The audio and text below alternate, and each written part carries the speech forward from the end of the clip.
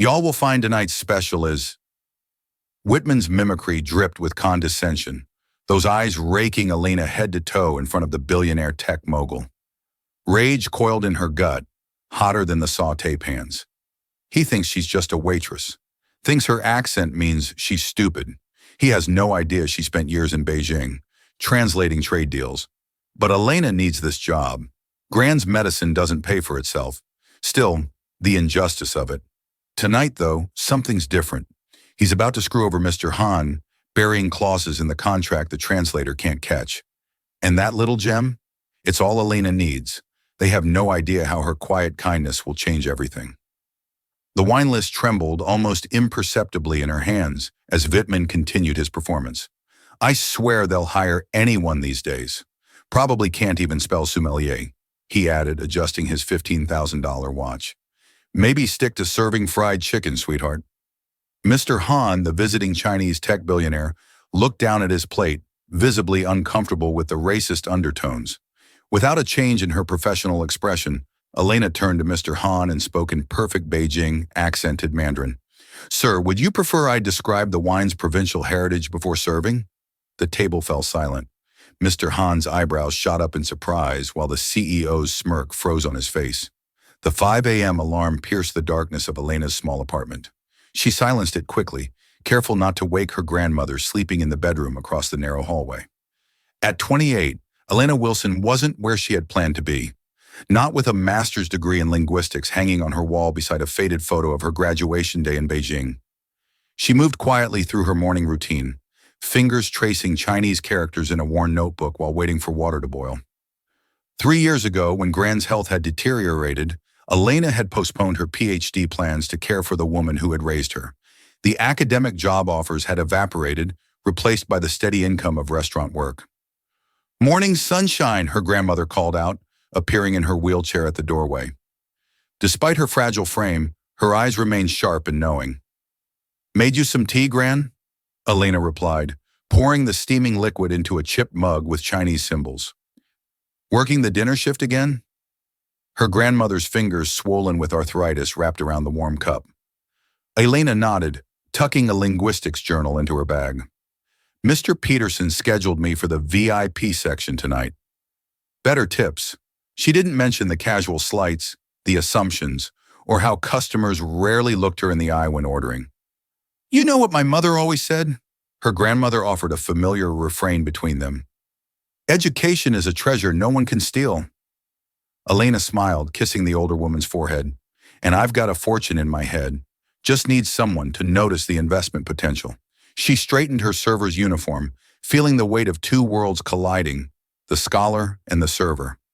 As she headed for the door, the ivory room gleamed under soft chandelier light, a monument to exclusivity in downtown's financial district. White tablecloths stretched across each table like fresh snowfall, undisturbed until the evening's wealthy patrons would arrive to claim their territory. Alana moved silently through the back entrance, nodding to Jorge, the dishwasher who had been there for 20 years. The kitchen buzzed with pre-Irvis energy, chefs barking orders, the rhythmic chopping of vegetables, pans sizzling on industrial stoves. Wilson, you're on tables 12 through 15 tonight. Chinese delegation with Whitman Enterprises. Manager Peterson's voice cut through the kitchen noise as he approached, his Italian leather shoes clicking against the tile floor. He was a thin man with perpetually worried eyes, more concerned with pleasing the owner than the customers. These are 8-figure clients. Don't mess it up. Yes, sir, Elena replied, tucking her textbook deeper into her locker. Peterson caught the movement, and none of that. Whatever it is you read, this isn't a library. He gestured vaguely at her bag. Remember your background music here. Present but unnoticed unless needed. Across the room, Chad, a white server with half her experience, was being briefed on wine pairings for the evening. The Sumeyer specifically requested you for the Thompson party, Peterson told him with a smile. They appreciate your knowledge. Elena bit her tongue. Last week, she had corrected Chad's pronunciation of Gewürztraminer, only to be told to stick to the basics. The Whitman party might ask about the wine. Just bring me over if they have questions, Peterson instructed her, already walking away. And Elena toned down the southern thing. These are sophisticated people. She watched him leave, then straightened the plates on her serving tray with mathematical precision. She had memorized the entire wine list, including vintage variations and regional characteristics in both English and Mandarin. Not that anyone had asked. The invisible barriers of the restaurant were clearer than the crystal glassware they served. Some people belonged in the spotlight, others in the shadows. The pre-dinner lull offered a rare 15 minutes of calm. While other servers scrolled through their phones or smoked outside, Elena claimed the small corner table in the break room. She extracted her weathered copy of Advanced Business Mandarin from her bag, fingers finding the dog-eared page marked with yesterday's receipt. Chinese characters flowed across the page, a visual poetry she'd loved since her undergraduate days. Elena traced them with her fingertip, mouthing complex phrases about international trade negotiations. In another life, she would be using these words in boardrooms, not memorizing them between serving shifts. Guanuan, she whispered, practicing how to raise concerns about contract terms. Her pronunciation was flawless, a skill honed through 3 years studying in Beijing before Grand's health had called her home. Footsteps approached. In one fluid motion, Elena slid the textbook beneath a stack of menus and picked up her order pad, appearing to review tonight's specials. Peterson appeared in the doorway. Whitman's party just called. They're coming 30 minutes early. His eyes narrowed at her table. What are you doing? Memorizing the chef's specials, she replied, holding up the pad. He seemed satisfied with the answer. Good. And remember, these Chinese businessmen are important. Smile, nod.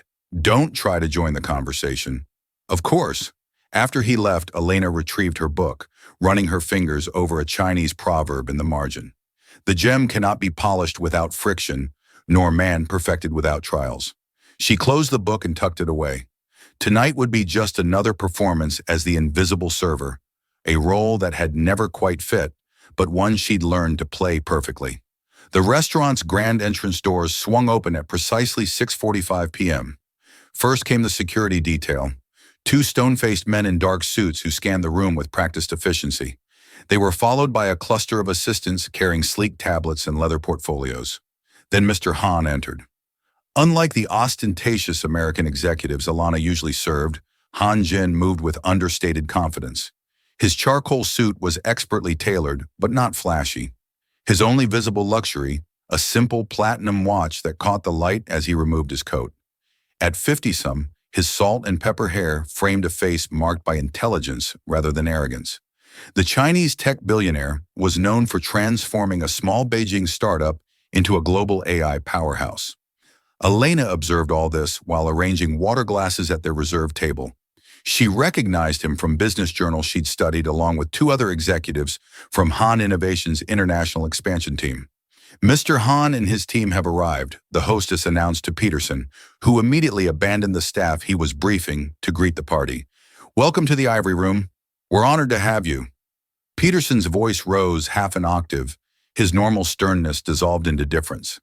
Elena noticed one of Hans's associates whispering something about the custom tea service they had requested. Peterson nodded enthusiastically despite the confusion in his eyes.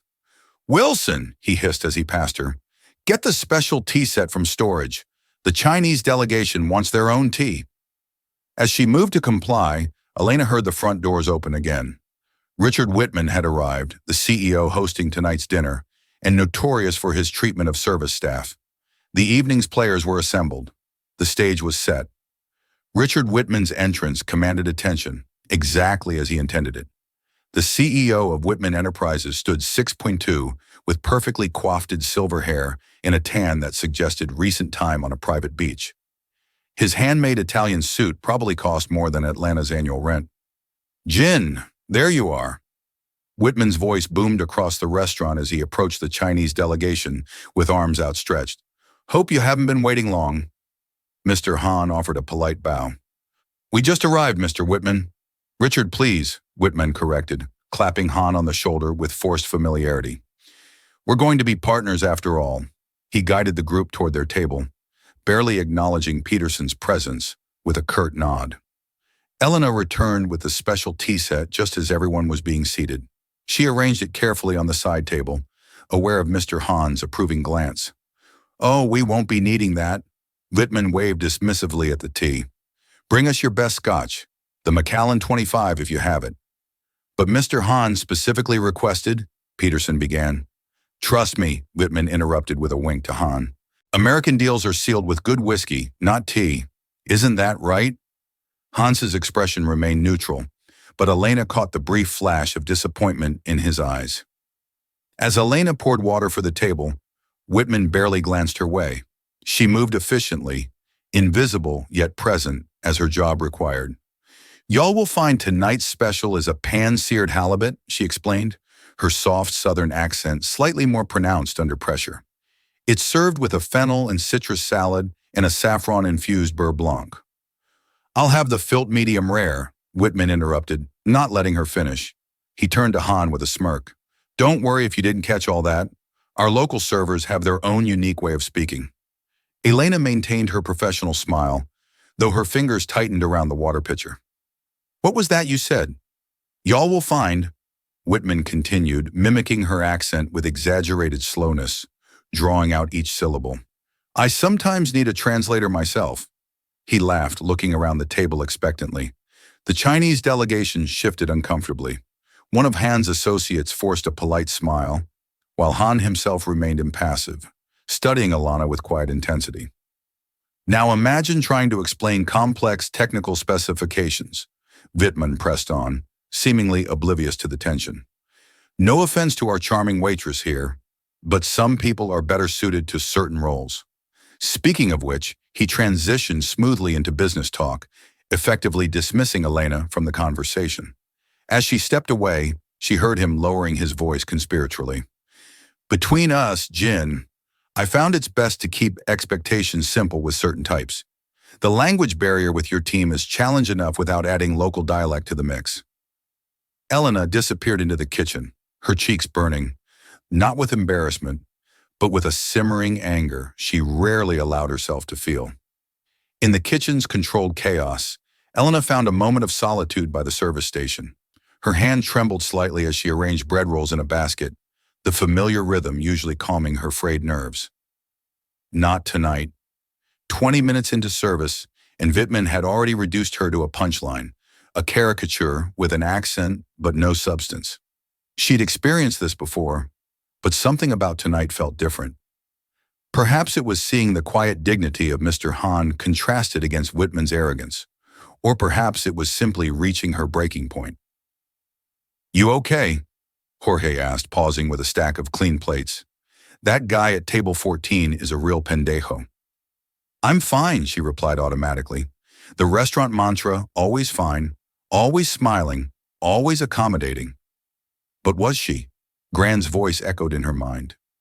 You weren't raised to swallow disrespect, Elena Marie. Your mama would have never stood for it, and neither should you. Her mother, brilliant, fierce, gone too soon, had indeed never tolerated such treatment, but she also hadn't faced the practical realities Atlanta now juggled. Gran's medical bills, rent increases, student loans still unpaid. Elena glanced at her reflection in the polished serving tray.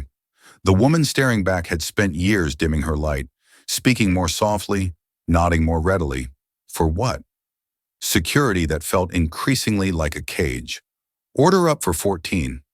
The chef's call yanked her back to reality. As she arranged the appetizers on her tray, Elena calculated the cost of dignity. One wrong move could mean unemployment. No references, no health insurance for Gran. The weight of responsibility pressed down on her shoulders, heavier than any serving tray. Would speaking up even matter, she wondered, straightening her uniform? Would anyone even listen? She had no answer as she pushed through the kitchen doors, perfectly balanced, tray in hand, practiced smile firmly in place. But something had shifted inside her, a quiet rebellion taking root, waiting for the right moment to break through the surface. Elena approached table 14 with the first course, her movements fluid and unobtrusive. The conversation halted momentarily as she set down delicate plates of tuna tartar and scallop ceviche. Perfect timing, Whitman declared. We were just getting to the interesting part. She nodded politely and stepped back to the side station, appearing busy with folding napkins while remaining within earshot.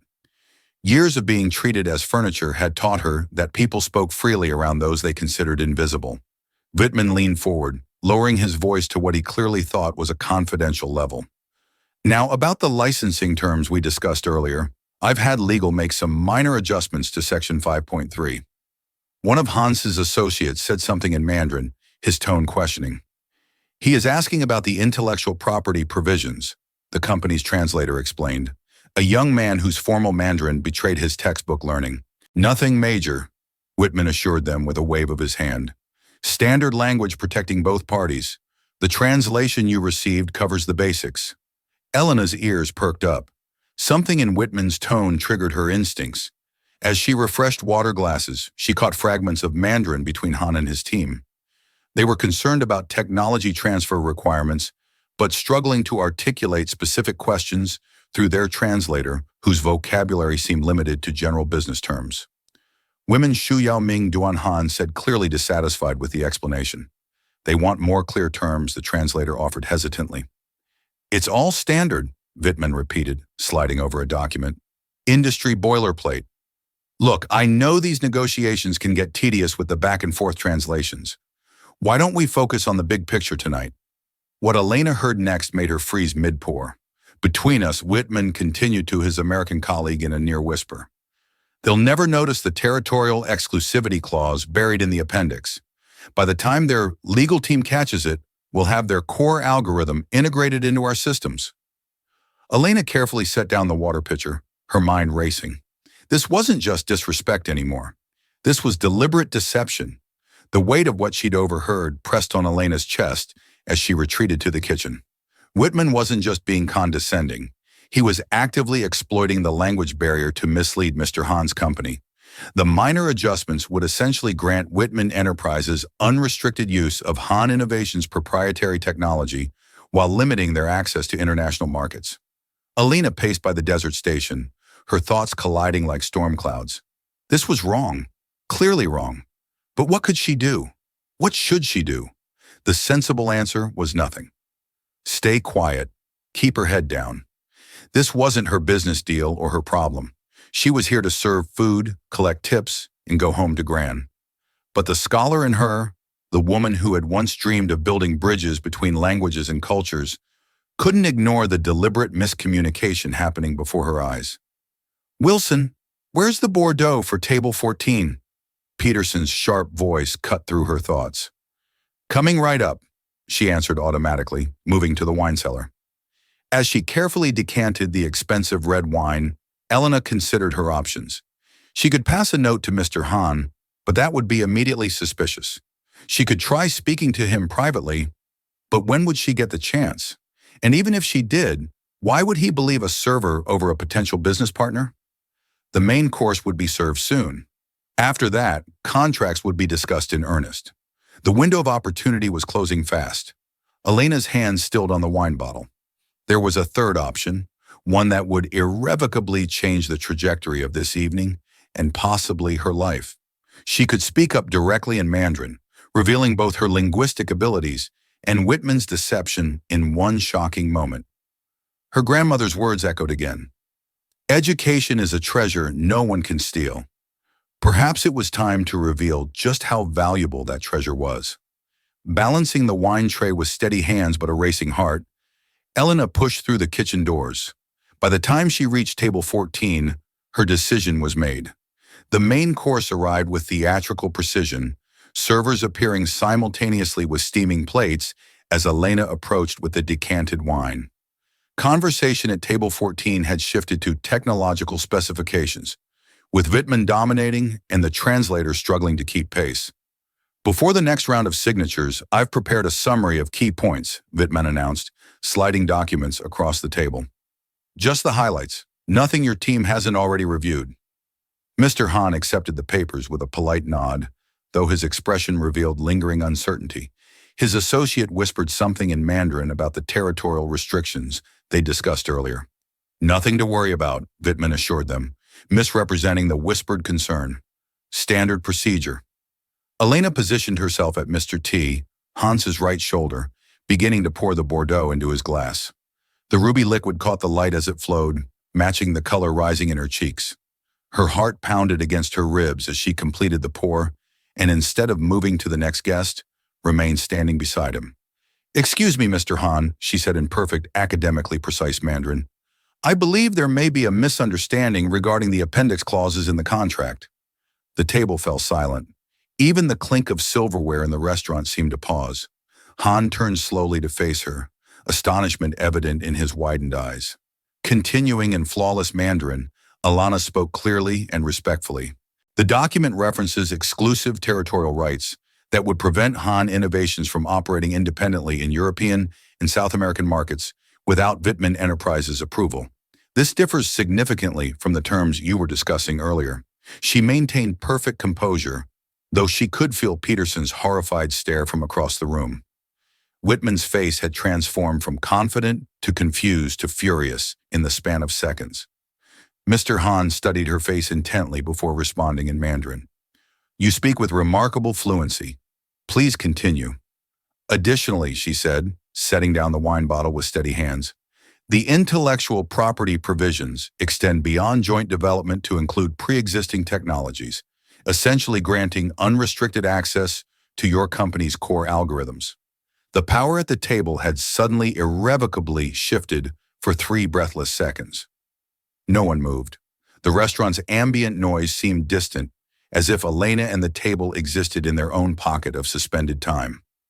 Whitman recovered first, his business smile straining at the edges.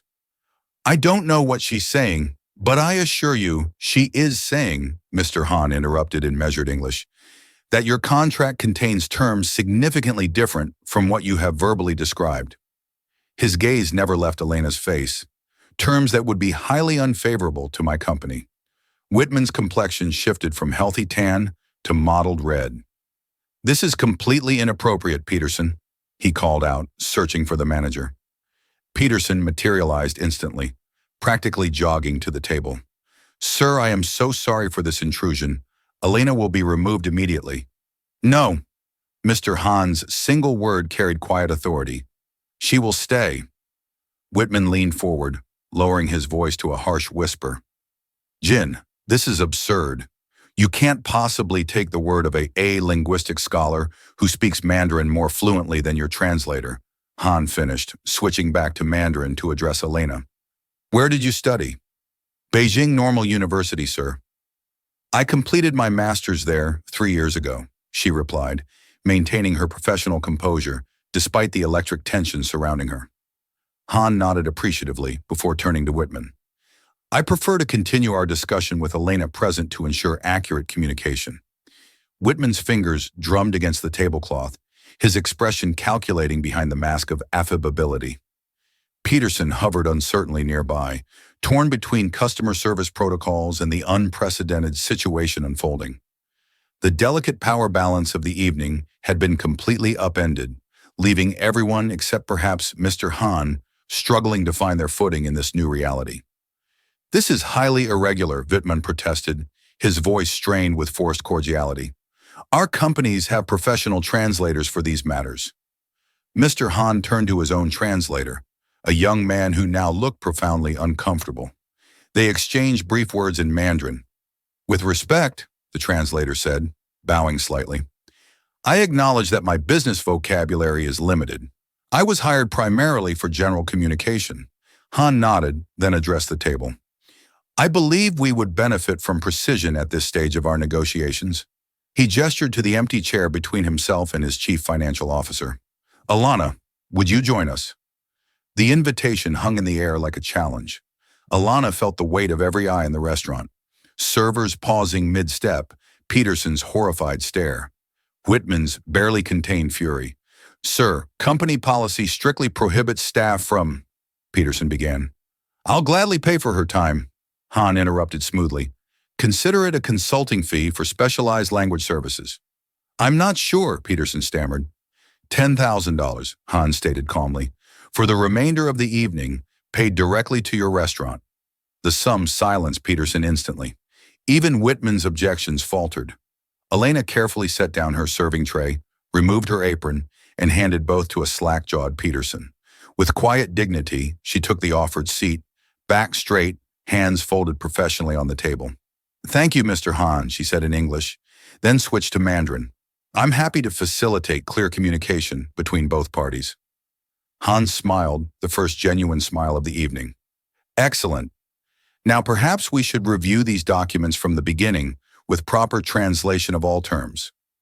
Wittmann's face performed a remarkable transformation, shifting from outrage to calculation to practiced affability in seconds. Of course, he said smoothly.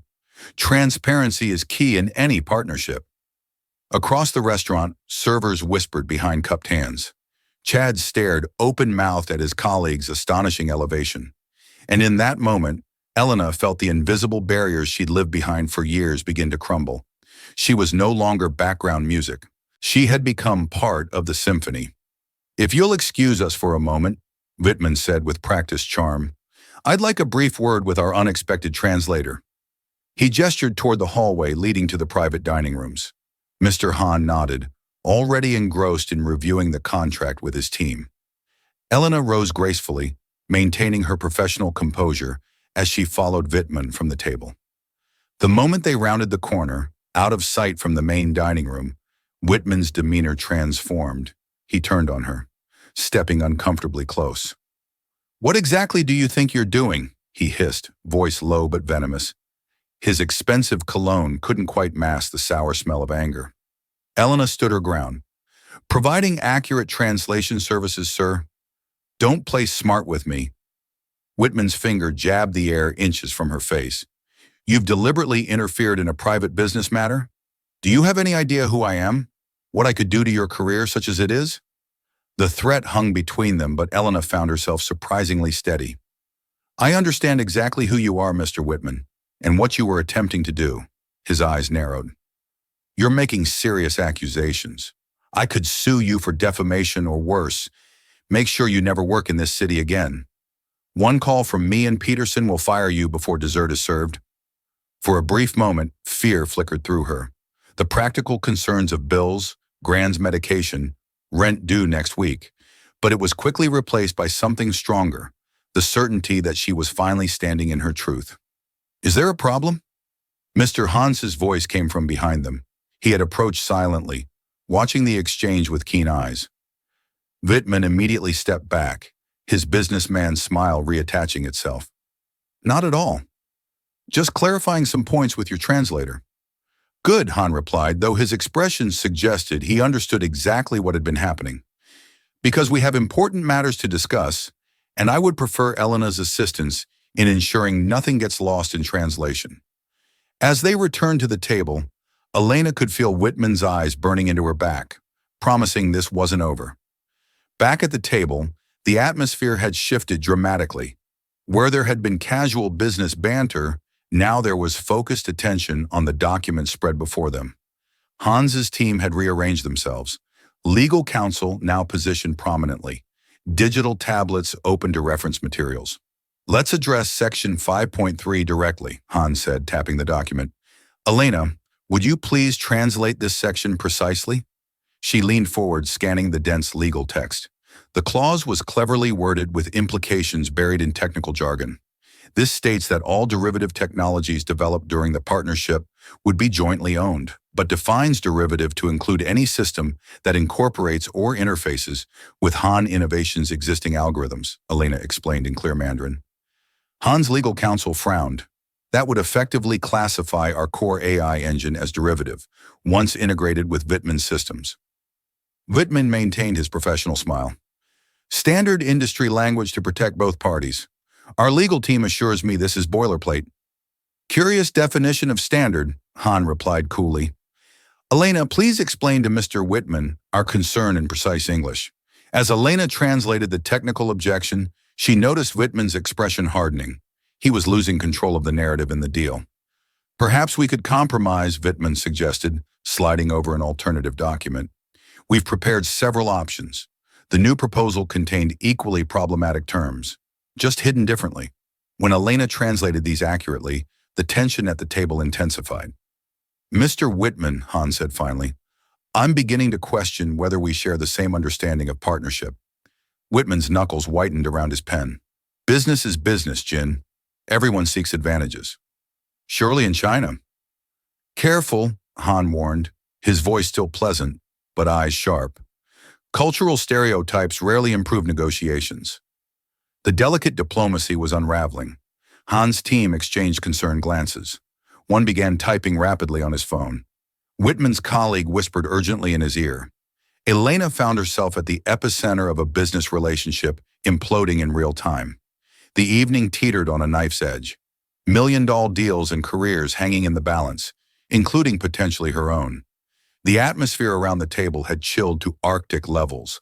Han's chief financial officer was now speaking rapidly in Mandarin about walking away from the deal entirely. Whitman's colleague was calculating potential losses on his phone beneath the table. The partnership was disintegrating before their eyes. Elena observed the subtle cultural currents flowing beneath the conflict. Years of academic study had taught her that negotiations weren't just about language. They were about cultural frameworks and saving face. "Mr. Han," she said quietly in Mandarin, "may I offer an observation?" He nodded, curiosity momentarily overriding frustration. In American business culture, aggressive negotiation tactics are often considered standard practice, pushing boundaries to see where the other party draws the line. She chose her words carefully. It's not necessarily seen as disrespectful, but rather as expected business strategy. Han considered this, then responded in Mandarin. And in Chinese business culture, trust and mutual respect precede contractual details. Without one, the other has little value. Alana turned to Whitman, switching to English. "Mr. Han understands competitive negotiation, but his concern goes beyond specific terms. The approach itself has created trust issues that threaten the foundation of any partnership." Whitman's eyes narrowed, but something in his expression shifted. For the first time that evening, he seemed to truly listen. "Mr. Whitman," Elena continued, drawing on her academic training in cross-cultural communication. "In Chinese business culture, the concept of guangxi, relationship building, is fundamental. Contracts follow trust, not the other way around." A moment of silence fell over the table as Whitman processed this. "What would you suggest?" he finally asked, addressing Elena directly for the first time. "Perhaps starting with shared principles rather than specific terms," she offered, establishing mutual understanding of what partnership means to both companies before addressing contractual language. Han nodded approvingly. A wise approach. Whitman studied Han's face, then made a decision. He pushed the controversial documents aside and placed a blank notepad in the center of the table. "Let's start fresh," he said. "No hidden clauses, no aggressive tactics. What principles would make this partnership valuable to Han Innovations?" The negotiation had found new life with Alana, as its unexpected heart. As the conversation shifted to core principles, Elena's role transformed from mere translator to cultural bridge. She navigated the complex linguistic terrain with remarkable precision, moving seamlessly between languages while capturing nuance, technical details, and cultural context. When Han described his company's AI architecture using specialized Mandarin terminology, Elena didn't just translate the words, she rendered the concepts in technically precise English that Whitman's team could immediately grasp. "The neural pathway architecture he's describing is similar to your quantum processing system," she explained to Whitman, "but with a fundamental difference in how it handles uncertainty variables." When legal terms arose with no direct Mandarin equivalent, she provided contextual explanations rather than word-for-word translations, ensuring true comprehension on both sides. The discussion grew increasingly technical, touching on algorithm parameters, machine learning protocols, and proprietary systems. Yet Elena never hesitated, drawing on her academic background to maintain the flow of communication. Han's team began directing complex questions to her, trusting her to convey not just their words but their intentions. Whitman's technical officers stopped waiting for translations, instead watching Elena's face as she spoke, recognizing the value of her insights. "Ask them about the latency issues in distributed networks," Whitman requested, now addressing her directly rather than speaking through her. As the discussion progressed, even Peterson, hovering anxiously nearby, couldn't help but look impressed. The server he had instructed to tone down the Southern thing was now guiding a multi-million-dollar negotiation with confidence and expertise. Alana felt a quiet satisfaction as she continued to translate. This was what she had trained for, not just converting words from one language to another, but truly connecting minds across cultural and linguistic divides. As the wait staff cleared the main course dishes, the conversation shifted to a more relaxed tone. The initial business framework had been established with both parties finding common ground that hadn't seemed possible an hour earlier. "I'm curious," Mr. Han said, turning to Atlanta during the natural pause before dessert. "Your Mandarin is exceptional academic level, but with Beijing colloquialisms. Where did you study?" "Beijing Normal University," she replied. "I completed my master's in comparative linguistics there 3 years ago with a focus on business communication between Eastern and Western languages." Whitman, who had been checking his phone, looked up with sudden interest. "Before that, I did my undergraduate work at Georgetown," Elena continued, double majoring in Chinese language and international business. "Impressive credentials," Han remarked. "How did you end up?" He gestured discreetly to the restaurant around them. Elena took a sip of water, composing her thoughts. This wasn't a story she shared often. "I was accepted to a PhD program," she explained. "My dissertation was going to explore how language shapes international business negotiations. Ironically enough," a small smile touched her lips, "but my grandmother, who raised me, had a stroke. She needed full-time care, and I was her only family.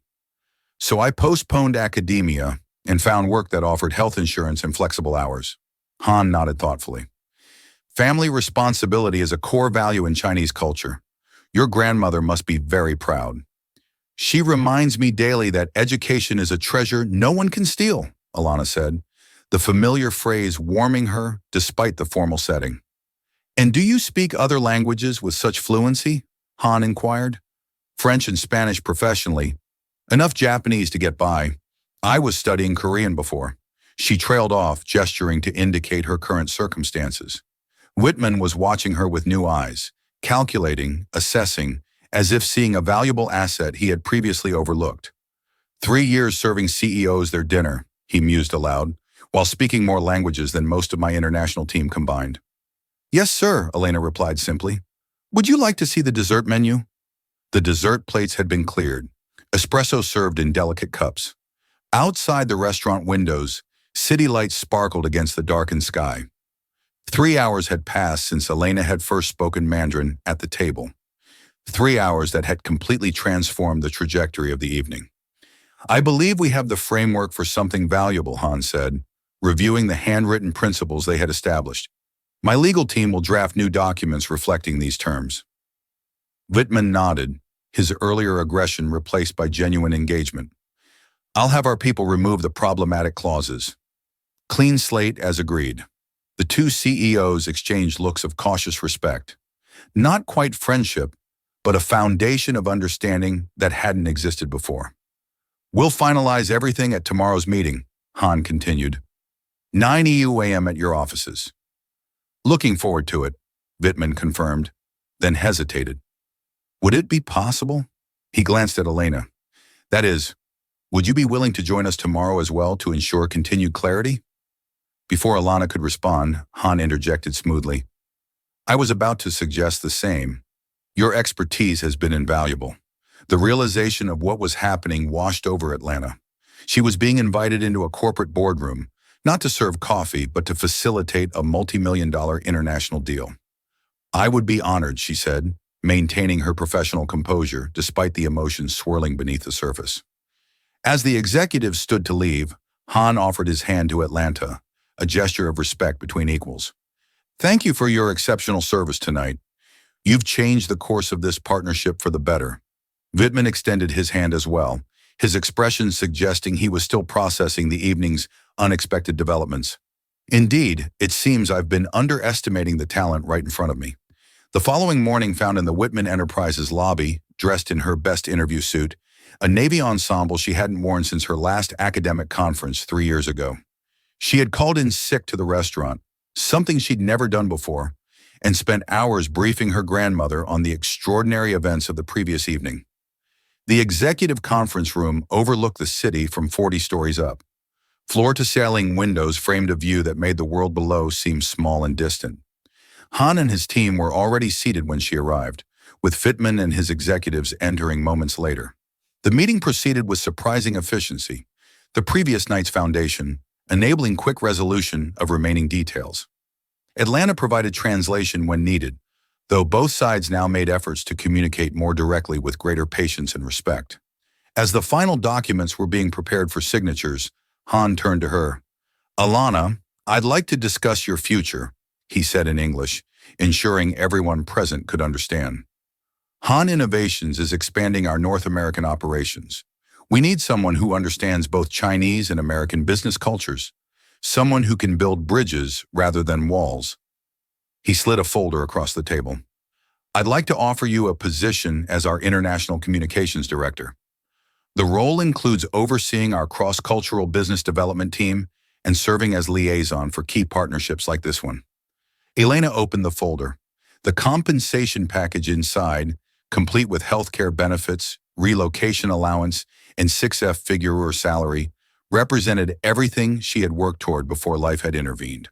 "The position would begin immediately," Han continued, "and includes flexible arrangements to accommodate your family responsibilities." For once, Elena found herself at a loss for words in any language. "Actually," Wittmann interjected, clearing his throat, "Wittmann Enterprises would like to make a counteroffer." All eyes turned to him. The room fell silent, tension returning to the carefully balanced atmosphere. "We also have need for someone with Alana's unique capabilities," he continued. "Our international division has been searching for a cultural integration specialist for months." Han raised an eyebrow but said nothing. Wittmann shifted uncomfortably in his chair before continuing. "Before that happens, however, I owe you an apology, Elena." The words seemed to cost him considerable effort.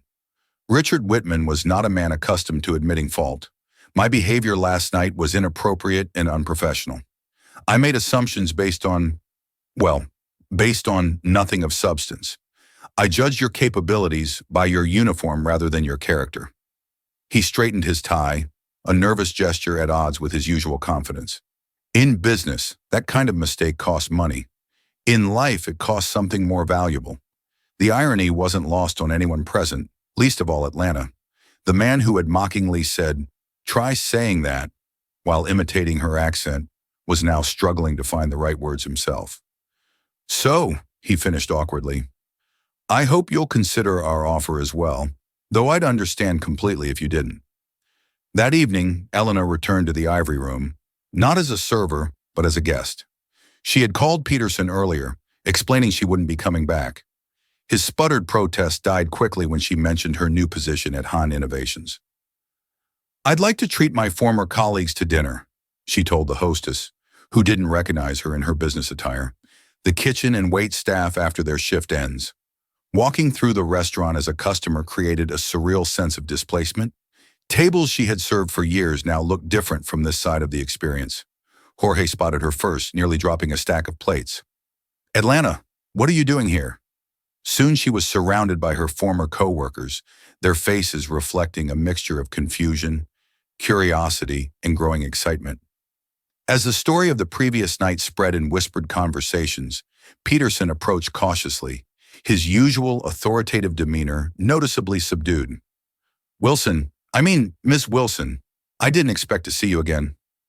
"I wanted to say goodbye properly," she replied, "and to thank everyone." When the restaurant finally closed, the staff gathered around tables they normally only served, over food they usually only presented. Elena shared her news.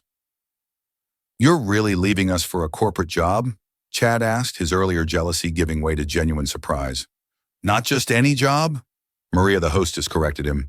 "She's going to be a director with an office and everything." As congratulations flowed, Elena noticed how differently her colleagues now looked at her, not with envy, but with possibility. If invisible barriers could fall for her, perhaps they could fall for others too. "To Alana," Jorge proposed, raising his glass, "who reminded us all to never judge a book by its cover, or a person by their uniform." 1 month later, Elena stood at the window of her new office, watching the city transition from day to night. Her workspace reflected her rapidly evolving life. Diplomas now proudly displayed instead of hidden in storage, a small jade plant from Mr. Han beside her computer, and a photo of her grandmother in a silver frame. The past 4 weeks had unfolded like a dream. Her first paycheck had covered Grand's medical bills with money to spare. They had moved to a ground floor or apartment in a building with accessibility features, eliminating the daily struggle with stairs. Most importantly, Elena had arranged for part-time home care, allowing her grandmother dignity and independence while she worked. Her phone chimed with a calendar reminder. Mentoring session, 6 p.m. Downstairs in the company cafe waited 3 recent graduates, all from backgrounds similar to hers, all brilliant, all overlooked by traditional corporate recruitment. Part of Elena's new role included identifying overlooked talent and creating pathways into the organization. As she gathered her materials for the session, Elena thought about the night that had changed everything. One moment of courage of standing in her truth despite the risks had unlocked the future she had once thought lost forever. Sometimes the most important step was simply refusing to remain invisible. The quarterly leadership summit brought Elena face-to-face with both Hahn and Whitman. Their company's partnership had flourished with Elena's team, bridging communication gaps that would have previously derailed progress. After the formal presentations, Hahn approached her with a rare smile. "Your grandmother is well?" "Much better, thank you," Elena replied. "The new treatments are helping." Whitman joined them, noticeably more respectful than during their first encounter. "Your team's cultural integration framework has increased our international division's efficiency by 30%. Impressive work." "Thank you, sir," she said. "We're just getting started." As the executives moved on to other conversations, a young server approached with a tray of drinks. Elena noticed how the executive's eyes slid past him as if he were invisible, just as they once had with her. "Thank you," she said, making deliberate eye contact as she took a glass. "I appreciate your attention to detail." The young man's surprised smile reminded her of herself not long ago. Later, as she addressed the closing session, Elena shared the philosophy that now guided her work. Talent speaks all languages. Wise leaders listen. The most valuable assets in any organization are often hiding in plain sight, not because they're trying to be invisible, but because others have failed to truly see them. If this story resonated with you, remember that everyone has hidden talents waiting to be recognized, perhaps even you. Who in your life might you be underestimating? Who might be underestimating you? Don't let powerful stories like Elena's remain invisible. Subscribe to Beat Stories now and hit that like button to help us reach more people who need to hear this message. New inspirational true stories every week that challenge perspectives and celebrate hidden potential. Join our community where we recognize that everyone has a story worth telling, including you. Beat Stories, because the most powerful narratives are the ones that change how we see the world and ourselves.